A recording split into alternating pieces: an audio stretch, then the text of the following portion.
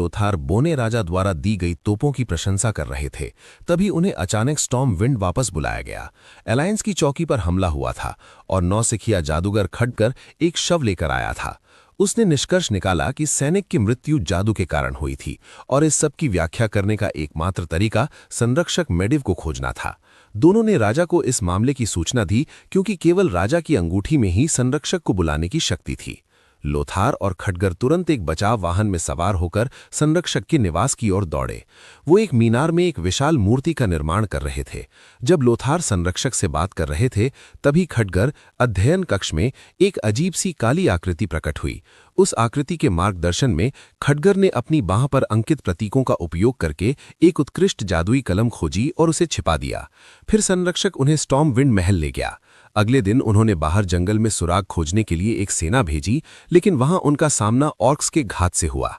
Orcs ने अचानक हमला किया, लेकिन संरक्षक के शक्तिशाली जादू ने उन्हें एक ही मंत्र से आसानी से पराजित कर दिया। उन्होंने एक परित्यक्त महिला ऑर्क को भी पकड़ लिया जो उनकी भाषा बोलती थी। उसने उन्हें सब कुछ बताया और उन्हें ऑर्क्स के ठिकाने तक ले गई, जहां उन्होंने पाया कि वो एक पोर्टल बना रहे थे।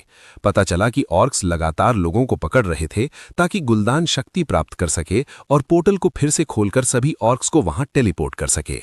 मैंने इस सीक्वल के लिए 6 लंबे साल इंतजार किया।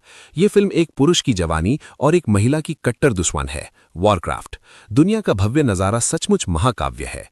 पुरुष ऑर्क्स का सरदार धुरंतन है, जबकि दूसरी ओर मानव राजा की सेना है।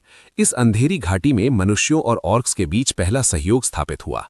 दरअसल ऑर्क जनजाति के सरदार धुरंतन ने अचानक देखा कि जहां भी गुलदान जाता था, जीवन थम सा जाता था।